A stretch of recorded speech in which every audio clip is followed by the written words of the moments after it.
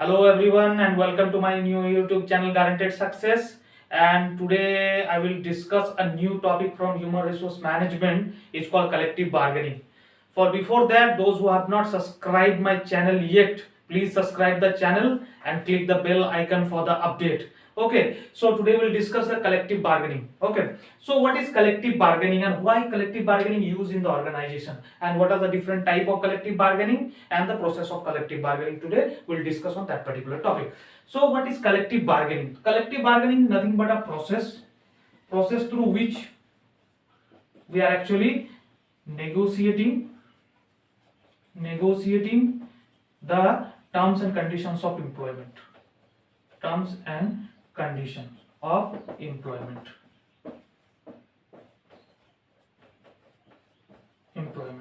Okay, so collective bargaining is the process through which we are negotiating the terms and condition of employment. ठीक है, इसको और एक तरीके से हम लोग एक्सप्लेन कर सकते हैं। यदि हम लोग कलेक्टिव को मान लेते हैं ग्रुप यहां पर, और बार्गेनिंग को मान लेते हैं नेगोशिएशन, तो यहां से भी एक हम लोग डेफिनेशन को अरेंज कर सकते हैं। किस तरह से? देखिए, collective bargaining is a process through which the group of people negotiating the terms and condition of employment. क्या हो गया? फिर से एक बार रिपीट कर लेते हैं। Collective bargaining is the process through which the group of people negotiating the terms and conditions of employment is called collective bargaining. अब कलेक्टिव बार्गेनिंग का यूज क्यों किया जाता है ऑर्गेनाइजेशन में? क्यों किया जाता है? जब भी कोई डिफिकल्ट सिचुएशन आता है या कोई डिस्प्यूट वगैरह आता है या बोनस वगैरह का बात होता है या सैलरी का बात होता है, किसी भी टाइप का डिस्प्यूट होता है या डिससेटिस्फैक्शन होता है या ग्रीवांसेस आते हैं इन द ऑर्गेनाइजेशन में, तो उसको म्यूचुअल वे में सेटल करने का एक ये मशीनरीज है through which we are settling down the dispute or any grievances of the organization in mutual and harmonic manner. ठीक है, तो कलेक्टिव बार्गेनिंग समझ में आ गया क्या है? कलेक्टिव बार्गेनिंग एक बार फिर से रिपीट कर देते हैं। Collective bargaining is the process through which the group of people are negotiating the terms and condition of employment. Collective bargaining को क्या बोलते हैं? ये बाईपार्टी नेचर है। बाईपार्टी क्यों बोलते हैं? यहाँ दो ही पार्टी रहते हैं। फर्स्ट पार्टी क्या होता है? एक एम्प्लॉयर होते हैं, सेकंड पार्टी क्या होता है? एम्प्लॉयर होते हैं। ठीक है, यहाँ बाई पार्टी नेचर क्यों होता है? यहाँ पर दो ही पार्टी रहते हैं, एक होते हैं एम्प्लॉयर एंड नेक्स्ट वन है एम्प्लॉय। कोई थर्ड पार्टी इंटरवीन नहीं करता है इस पे, इसीलिए इसको बाई पार्टी इन नेचर बोलते हैं कलेक्टिव बार्गेनिंग को। ठीक है, सो कलेक्टिव बार्गेनिंग का डेफिनेशन पता चल गया क्या है। एंड द कलेक्टिव बार्गेनिंग का नेचर है bi party in nature, because यहाँ पर दो ही मेंबर है, one employer and another employees, without कोई थर्ड पार्टी इंटरवेंशन से काम होता है। कोई थर्ड पार्टी गवर्नमेंट वगैरह हो, एजेंसी वगैरह हो, कोई नहीं आते यहाँ पर। ठीक है, सो नेक्स्ट हम लोग चलते हैं different types of collective bargaining. Different types, very important, different types of collective bargaining. Types of collective bargaining में फर्स्ट देखेंगे डिस्ट्रीब्यूटिव बार्गेनिंग। डिस्ट्रीब्यूटिव बार्गेनिंग, ठीक है। देखिए डिस्ट्रीब्यूटिव बार्गेनिंग क्या है? देखिए कभी भी बार्गेनिंग होता है इन द ऑर्गेनाइजेशन में, तो आपके पास दो सिचुएशन आ सकते हैं। आइदर क्या हो सकते हैं? विन विन सिचुएशन आ सकता है, बोथ द पार्टी विन हो सकता है, अथवा क्या हो सकता है? विन और लॉस सिचुएशन हो सकता है। ठीक है, so in here two types of situation will arise in the bargaining process. Either it can be win-win or it can win-loss. एक पार्टी जीतेगा, एक पार्टी हारेगा, एक और या बोथ द पार्टी जिन कर सकते हैं। यहाँ पर डिस्ट्रीब्यूटिव बार्गेनिंग में क्या होता है ना, यहाँ कौन सा सिचुएशन आता है? यहाँ पर आता है win loss situation. Distributive bargaining में हम लोग क्या करते हैं? यहाँ पर किस चीज के बारे में बार्गेनिंग करते हैं? Bargaining related to the bonuses, wages, salaries and working conditions of the employees का। जो भी वर्किंग कंडीशन एम्प्लॉइज का रहता है, यहाँ पर हम लोग क्या करते हैं? उसके लिए बात का बार्गेनिंग करते हैं। यहाँ group of people will come together and bargain related to the handling of bonuses, salaries, working environment, ठीक है, and other gratuity and other facilities, welfare facilities के बारे में हम लोग यहाँ पर क्या करते हैं? बार्गेन करते हैं। तो यहाँ पर क्या होता है ना, एक पार्टी यहाँ पर विन करता है, एक पार्टी लॉस करता है। किस हिसाब से? सपोज फॉर एग्जांपल हम लोग बोनस को पकड़ लेते हैं। सपोज ऐसा हुआ कि एम्प्लॉइज ने बोला कि हमको इस साल में हम लोग को 3% बोनस चाहिए, ठीक है, प्रीवियस ईयर के मुकाबले 3% चाहिए, लेकिन एम्प्लॉयर बोला कि हमको 2% ही चाहिए। लेकिन आफ्टर द बार्गेनिंग ऐसा हुआ कि 2.5 में इसका हो गया सेटलमेंट। तो क्या हुआ, ये बोल रहा था पहले कि 2 पॉइंट देंगे लेकिन उसको 2.5 तो पेमेंट करना पड़ा ज्यादा, तो यहाँ पर विन कौन रहा, यहाँ एम्प्लॉय जीत गया कि 2.5 उसको मिला, 3 नहीं मिला लेकिन 2.5 तो मिला उसको। तो क्या हुआ, इसमें जीता कौन, एम्प्लॉय, एंड हारा कौन, यहाँ पर एम्प्लॉयर हार गया यहाँ पर। ठीक है, इसीलिए इसको क्या बोलते हैं, विन लॉस सिचुएशन, एक पार्टी जीतेगा इसमें, एक पार्टी हारेगा। और इस टाइप का बार्गेनिंग में wages, salaries and other welfare related facilities employees का क्या होता है, यहाँ पर बार्गेन किया जाता है। ठीक है, इसको अलग एक नाम से भी बोला जाता है कंजम्पटिव बार्गेनिंग, कंजम्पटिव बार्गेनिंग। ठीक है, ये बोला जाता है इसका नाम। नेक्स्ट जो बार्गेनिंग है सेकंड, इंटीग्रेटिव बार्गेनिंग। ठीक है, इंटीग्रेटिव बार्गेनिंग क्या है, यहां पर जो सिचुएशन है डिस्ट्रीब्यूटिव बार्गेनिंग और विन लॉस, इसमें आता है win win situation, win win situation, यहां बोथ द पार्टीज गेन करते हैं। यहां पर किस हिसाब का बार्गेनिंग होता है, यहां पर हम लोग समझ लेते हैं, bargaining related to the training and development of the employees. ठीक है, एम्प्लॉइज गए कि भाई हम लोग को ट्रेनिंग देना है, ट्रेनिंग करवाइए हम लोग को, so that we can increase our productivity, हाँ, और क्या करना, हम लोग का कैरियर इनहेंसमेंट हो सके। सो यदि दोनों बोले कि ठीक है, चलो ऑर्गेनाइजेशन में बोल रहे हैं कि ठीक है ट्रेनिंग दे देते हैं हम एम्प्लॉइज को, so that we can increase the productivity, या एम्प्लॉयर बोले कि भाई एम्प्लॉइज को सबको बोले कि भाई चलो भाई तुम लोग ट्रेनिंग कर लो, so that we can adopt a new change. ठीक है, तो क्या होगा ना, इसमें दोनों का, उसका भी कैरियर इनहेंसमेंट हुआ और इधर भी क्या हुआ, उसका एम्प्लॉइज का भी क्या हुआ, कैरियर इनहेंसमेंट हुआ और एम्प्लॉयर का भी ग्रोथ हुआ toward the increasing the productivity, दोनों का हुआ। इसलिए क्या हुआ, बोथ द साइड विन किया गया, आइदर एम्प्लॉयर साइड से एंड एम्प्लॉय साइड। एक एग्जांपल समझ लेते हैं कैसे, वो सपोज ट्रेनिंग करवाना था, ट्रेनिंग दिए, ठीक है, ट्रेनिंग करवाना था, किसका, एम्प्लॉइज का ट्रेनिंग करा। एम्प्लॉयर बोला कि भाई हम लोग न्यू सिचुएशन एक अडॉप्ट करने जाएंगे, टेक्नोलॉजी, सो प्रोडक्शन डिपार्टमेंट में जितने हैं सबको ट्रेनिंग करना है। ठीक है, तो उन लोग ट्रेनिंग करवा दिए, तो ट्रेनिंग से क्या हुआ, एम्प्लॉइज लोगों का क्या हुआ, वो लोग स्किल सेट बढ़ गया, नया टेक्नोलॉजी आया तो नया स्किल सेट आ गया उसका। ठीक है, नया स्किल सेट जैसा है, क्या हुआ, वो लोग का काम अच्छा होने लगा, प्रोडक्टिविटी इंक्रीज हो गया। प्रोडक्टिविटी इंक्रीज हुआ तो बेनिफिट किसका हुआ, बेनिफिट हुआ एम्प्लॉयर का, बेनिफिट हो गया। तो दोनों बेनिफिट, एक जन का स्किल सेट इंक्रीज हुआ, एक जन इधर प्रोडक्टिविटी चला गया एम्प्लॉयर के साइड में, एंड स्किल सेट साइड किसमें चला गया एम्प्लॉइज के साइड में। तो इसीलिए इसको क्या बोलते हैं, विन विन सिचुएशन। यहां पर बार्गेनिंग किसके रिलेटेड पे होता है, ट्रेनिंग एंड डेवलपमेंट को। इसका जो इंटीग्रेटिव बार्गेनिंग, इसको अनदर वर्ड पे क्या बोलते हैं, कोऑपरेटिव बार्गेनिंग, कोऑपरेटिव बार्गेनिंग। ठीक है, कोऑपरेटिव बार्गेनिंग बोलते हैं इसको। ठीक है, इंटीग्रेटिव को क्या बोलते हैं, कोऑपरेटिव बार्गेनिंग बोलते हैं। थर्ड जो बार्गेनिंग है, थर्ड एटीट्यूडनल बार्गेनिंग और रीस्ट्रक्चरिंग। ठीक है, क्या करते हैं हम लोग यहाँ पर हम लोग क्या करते हैं, वी आर शेपिंग और reshaping the attitude of the individual employees और द ग्रुप ऑफ एम्प्लॉइज, हम लोग यही करते हैं यहाँ पर। ठीक है, तो एटीट्यूड को कैसे रीसेप करेंगे बार्गेनिंग, तो जिस हम लोग फाइंड आउट कर लेते हैं कि ये एम्प्लॉइज का एटीट्यूड में कुछ प्रॉब्लम है, तो हम लोग क्या करते हैं, डायरेक्टली हम लोग उसको बुलाते हैं कि चलिए भाई आप लोग आ जाइए with the trade union member और द अदर एम्प्लॉइज के साइड से आ जाइए। ठीक है, तो हम लोग क्या करेंगे, वहां पर दोनों को बुला लेते हैं एंड काउंसिल करते हैं कि भाई चलिए क्या होगा कि आप लोग का एटीट्यूड इस तरह से है, तो आप लोग इस तरह से एटीट्यूड बनाएंगे, so you can grow, both employer and employee दोनों ग्रो कर सकते हैं, हम लोग का ऑर्गेनाइजेशन ग्रो करेगा। तो यहाँ हम लोग क्या करें थ्रू काउंसलिंग के थ्रू और थ्रू कलेक्टिव बार्गेनिंग के थ्रू या थ्रू म्यूचुअल डिस्कशन के थ्रू हम लोग क्या कर रहे हैं, हम लोग एक्चुअली शेप कर रहे हैं एटीट्यूड का, वर्कर्स का, शेपिंग और reshaping the attitude of the worker. ठीक है, फोर्थ जो है intra organisational bargaining, intra organisational bargaining, intra organisational bargaining,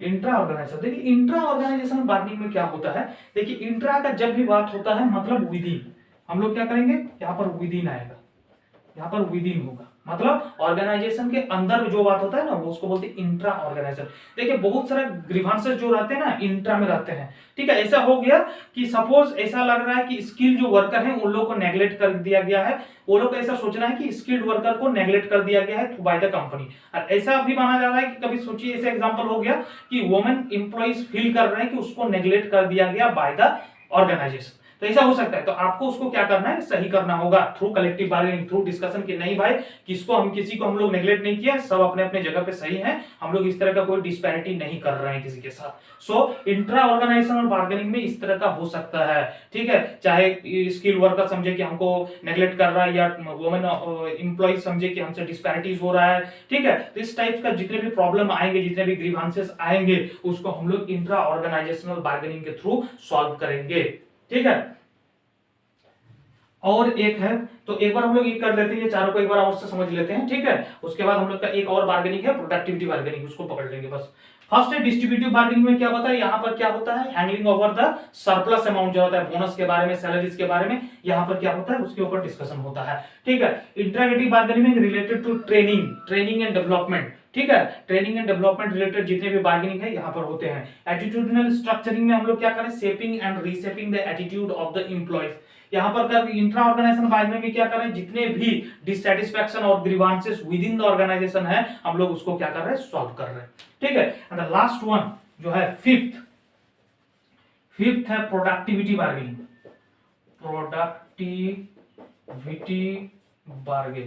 ठीक है। प्रोडक्टिविटी बार्गेनिंग इसमें क्या करते हैं, देखिए प्रोडक्टिविटी बार्गेनिंग, देखिए इसका टर्म ही रेफर कर रहा है कि हम लोग क्या करेंगे, इंक्रीज करेंगे प्रोडक्टिविटी को, we are going to increase the productivity. Productivity increase करने का क्या है, आइदर हम लोग को एम्प्लॉइज को एफिशिएंट एंड इफेक्टिव बनाना होगा या उसका स्किल एनहांसमेंट करना होगा, then only we can increase the productivity, other कोई वेज नहीं है इंक्रीज करने का प्रोडक्टिविटी का। तो प्रोडक्टिविटी बार्गेनिंग में क्या करेंगे कि ऑर्गेनाइजेशन ये किया कि ठीक है हम लोग एक नया मशीनरीज इंपोर्ट कर रहे हैं फ्रॉम यूके और जापान और अमेरिका, कहीं से भी कर रहे हैं हम लोग, ठीक है। तो हम लोग क्या कर रहे हैं कि एक न्यू मशीनरीज को एक्वायर कर रहे हैं, उसके लिए आप लोग को ट्रेनिंग दिया जाएगा जिससे प्रोडक्टिविटी इंक्रीज हो जाएगा, ठीक है। तब ऑर्गेनाइजेशन के जितने भी इंप्लॉइज है वो आए कि ठीक है आप नया मशीनरीज ला रहे हैं, नया सब कुछ मेथड वर्क मेथड ट्रेनिंग दे रहे हैं, लेकिन दिक्कत यह है कि हम लोग का सैलरी में कुछ बेनिफिट होगा कि नहीं होगा, ये हमको बताइए, या हम लोग का करियर में कोई एडवांसमेंट होगा कि नहीं, ये आपको पहले बताना होगा। प्रोडक्टिविटी क्या होगा, प्रोडक्टिविटी यहाँ पर not only increasing the productivity of the organisation, यहाँ पर इंप्लॉइज का भी प्रोडक्टिविटी के साथ उसका क्या करना है, सैलरी और वेजेस को भी इनहैंसमेंट करना होगा, उसका करियर को भी इनहैंसमेंट देना होगा। इस टाइप का डिसीजन कहां पर होगा, प्रोडक्टिविटी बार्गेनिंग पे होगा, ठीक है। तो क्या क्या बार्गेनिंग बता दिए, 5 टाइप्स ऑफ बता दिए यहाँ पर। इंटीग्रेटिव, फर्स्ट है इंटीग्रेटिव टाइप ऑफ, डिस्ट्रीब्यूटिव, उसके बाद क्या था प्रोडक्टिविटी बार्गेनिंग, उसके बाद इंट्रा ऑर्गेनाइजेशनल बार्गेनिंग, ठीक है। ये कई डिफरेंट टाइप्स ऑफ बार्गेनिंग है, ठीक है। अब हम लोग चलते हैं प्रोसेस ऑफ बार्गेनिंग पे। What is the process of collective bargaining, process very easy process है, ज्यादा कुछ नहीं है प्रोसेस में। और मैं फिर से एक बात बता देता हूं, जो अभी तक सब्सक्राइब नहीं किया है प्लीज सब्सक्राइब करें एंड बेल आइकन को दे, ठीक है। आज जो हम डिस्कस भी करने वाले हैं कि प्रोसेस ऑफ कलेक्टिव बार्गेनिंग, तो फर्स्ट है इसका प्रोसेस है प्रिपेयर। हम लोग को क्या करना है, फर्स्ट जो इसका फर्स्ट स्टेप 1 है वो क्या है, प्रिपेयर कलेक्टिव बार्गेनिंग। जब भी कभी कलेक्टिव बार्गेनिंग करने जाएंगे इन द ऑर्गेनाइजेशन में, ठीक है, कि ऑर्गेनाइजेशन में कलेक्टिव बार्गेनिंग होने वाला है, तो वहां पर कौन कौन है, दो साइड, एक है इंप्लॉइज, एक है एम्प्लॉयर, ठीक है, दो है, थर्ड पार्टी तो कोई नहीं है, दो ही पार्टीज है। तो प्रिपरेशन तो दोनों को करना होगा, ठीक है। सपोज फॉर एग्जांपल बोनस के लिए करना है, तो दोनों को फंडामेंटल्स क्लियर करना होगा कि भाई इस साल कंपनी का प्रॉफिट कितना है, मार्जिन कितना रहा, किस किस जगह पे हम लोग को हिट करना है ऑर्गेनाइजेशन के एम्प्लॉयर के साथ, so that we can increase the bonus of the employees, ठीक है। सेम वे पे एम्प्लॉयर भी हम लोग को क्या करेगा, वो लोग भी अपना स्टेटमेंट रेडी करके आएगा, प्रिपरेशन करेगा कि किस किस जगह में किसको किसको लेके जाना है, सो दैट हम लोग क्या कर सकते हैं, अच्छे तरीके से बार्गेनिंग कर सकते हैं। सेम साइड है एम्प्लॉय साइड का भी कि हम लोग किसको किसको ले जाए जो अच्छा से बोल सके, नेगोशिएट कर सके in front on behalf of all the employees, ठीक है। तो उसमें क्या करेंगे कि इंप्लॉइज एंड एम्प्लॉयर बोथ क्या करेंगे, वो अपना अपना प्रिपरेशन करेंगे कि किसको लेके जाया जाए, कौन कौन रिसोर्स पर्सन होगा जो डिस्कस करेंगे, क्या क्या मटेरियल रिक्वायर्ड है, उसके बाद काम करेंगे, ठीक है। सो फर्स्ट क्या है, प्रिपेयर। फर्स्ट में क्या करना होगा, आपको प्रिपेयर करना होगा। नेक्स्ट क्या करेंगे हम लोग, so we have discuss about the prepare, ठीक है। प्रिपरेशन में क्या करेंगे हम लोग कि हम लोग को both the employer and employees को अपने आप से प्रिपेयर होने के कौन कौन रिसोर्स पर्सन रहेंगे किस हिसाब से डिस्कस करेंगे। नेक्स्ट है जो है डिस्कस। देखिए कभी भी कलेक्टिव बार्गेनिंग होगा तो आपको ग्राउंड रूल कि किस बेसिस पे, किस रूल के बेसिस पे आपको वहां पर डिस्कस करना है, ये आपको डिसाइड कर लेना होगा। Means the rules you have to decide to the, नहीं तो क्या होगा ना कि बार्गेनिंग होते रहेगा लेकिन कोई कंक्लूजन पे नहीं गिरेगा, क्योंकि रूल्स कुछ होना चाहिए बार्गेनिंग का। ठीक है, तो आपको रूल्स डिसाइड कर लेना होगा कि किस हिसाब से बार्गेनिंग होगा। ऐसा नहीं कि आप बोल रहे हैं कि 5% बढ़ाना है तो इंप्लॉय बोल रहा है कि 0.1% देंगे, तो उस तरह से बार्गेनिंग कंप्लीट ही नहीं होगा कभी। तो आपको क्या है, ग्राउंड रूल रेडी करना होगा। ठीक है, डिस्कस करने के लिए क्या करना है। नेक्स्ट है प्रपोज। देखिए प्रपोज में क्या करना है, both the employees and employer क्या करना है आप लोग को क्या करना है, ऑफर एंड काउंटर ऑफर देना है। ठीक है, सपोज आपने 3% बोनस के बारे में बोला, उसके बाद काउंटर ऑफर किया कि ठीक है हमको 2.5 का कर दीजिए, 3 की जगह 2.5 का। फिर वो लोग काउंटर ऑफर दिए कि चलो भाई 2% देंगे, फिर आप लोग काउंटर ऑफर किए कि 2.15 दीजिए। इस तरह से क्या ना, offer and counter offer should be made. ठीक है, तो क्या होगा, counter offer should be made, तो क्या होगा उसमें से एक प्रपोजल निकल के आएगा कि चलिए भाई आपका भी नहीं मेरा भी नहीं, 2.5 में क्लियर करते हैं। ठीक है, तो इस हिसाब से तो क्या करना होगा हम लोग को, काउंटर ऑफर एंड ऑफर दोनों चलाना होगा, सो दैट एक एग्रीमेंट पे आ सके हम लोग, एक कंक्लूजन पे आ सके, नहीं तो कभी भी खत्म नहीं होगा बार्गेनिंग। ठीक है, नेक्स्ट है बार्गेनिंग। जैसे ही प्रपोज काउंटर ऑफर आया, नाउ अब इंप्लॉयर को डिसाइड करना होगा एज वेल एज इंप्लॉय को भी डिसाइड करना होगा कि क्या करेंगे हम लोग का, नेक्स्ट क्या होने वाला है, नेक्स्ट क्या होगा। ठीक है, कि बार्गेन करेंगे कि यहाँ सेटलमेंट करेंगे कि नहीं करेंगे कि छोड़ देंगे। फिर क्या होगा ना, बार्गेनिंग मींस जैसे आपके पास कोई प्रपोजल आ गया कि चलो भाई ये आपका प्रपोजल है, आपका 3% की जगह 2.5%, आपने पहले बोला ठीक है हमको 2 मिनट का टाइम दीजिए, हम लोग सोचते हैं कि क्या करेंगे। सो आप लोग ने डिसाइड करके आया कि नहीं भाई हम लोग 2.5 नहीं लेंगे, 3% ही लेंगे। तो आपने फिर से बार्गेनिंग चालू किया वहां पर कि चलिए भाई बार्गेनिंग स्टार्ट हुआ, बार्गेनिंग होकर 2.75 पर आपने बार्गेनिंग करके कंप्लीट कर दिया। बार्गेनिंग मींस क्या करें हम लोग, अब नेगोशिएटिंग कर रहे हैं ऑफर एंड काउंटर ऑफर जो हम लोग प्रपोज किए थे यहां पर। ठीक है, और लास्ट वन क्या है, सेटलमेंट। जैसे बार्गेनिंग कंप्लीट हो गया कि 2.75 हो गया या 3% आपको बोनस चाहिए, आपका क्या होगा लास्ट में सेटलमेंट हो जाएगा थ्रू साइनिंग कि या बस इस ईयर में हम लोग को क्या चाहिए कि इतना 3% या 4% का होगा। जैसे आप लोग देखिएगा कलेक्टिव बार्गेनिंग ज्यादातर होता है कोल इंडियाज में। ठीक है, जब अभी बोनस का बात आता है वो लोग का ईच ईयर में ट्रेड यूनियन वाले मीटिंग बुलाते हैं, कलेक्टिव बार्गेनिंग के थ्रू वो लोग अपना डिसाइड करते हैं कि इस साल कितना बोनस देना है। एक बार फिर से हम लोग देख लेते हैं, इसको रिकैप कर लेते हैं। फर्स्ट है प्रिपरेशन करना है, both the employees and employees को क्या क्या रिसोर्स पर्सन रहेंगे, क्या क्या स्किल सेट रिक्वायर्ड है उसके लिए। ठीक है, क्या क्या रिसोर्सेज लगेंगे, मतलब क्या क्या हम लोग को जॉट डाउन करके लेके जाना है वहां पर। ठीक है, किस किस पॉइंट पे डिस्कस करना है, सारे कुछ यहाँ पर करेंगे। डिस्कस में हम लोग को क्या करना है, ग्राउंड रूल सेट करना है। Ground rule in the means क्या होगा, ग्राउंड रूल में क्या करेंगे हम लोग, एक रूल सेट कर देंगे, पैरामीटर सेट कर देंगे कि इस हिसाब से डिस्कशन होगा, अदरवाइज कुछ डिस्कशन नहीं होगा।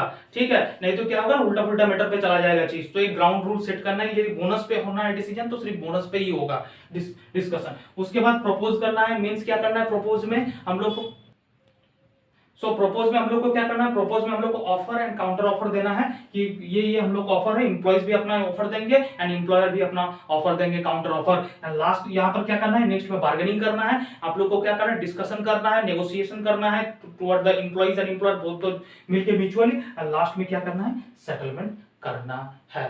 ठीक है, तो कलेक्टिव बार्गेनिंग तो समझ में आ गया क्या है, ये एक सबसे easy way to resolve the industrial grievances और डिस्प्यूट इन द ऑर्गेनाइजेशन। ठीक है, आज को हम लोग जो टॉपिक कवर कर दिए कलेक्टिव बार्गेनिंग का, steps, definitions and the process of collective and different types of collective bargaining. ये कलेक्टिव बार्गेनिंग क्यों किया जाता है, क्योंकि हम लोग को क्या करना है, पीस, इंडस्ट्रियल पीस को मेंटेन करना है। ठीक है, और इंडस्ट्रियल रिलेशन बनाना है इन द ऑर्गेनाइजेशन में। ठीक है, लाइक एंड सब्सक्राइब करते रहे चैनल को। Thank you very much.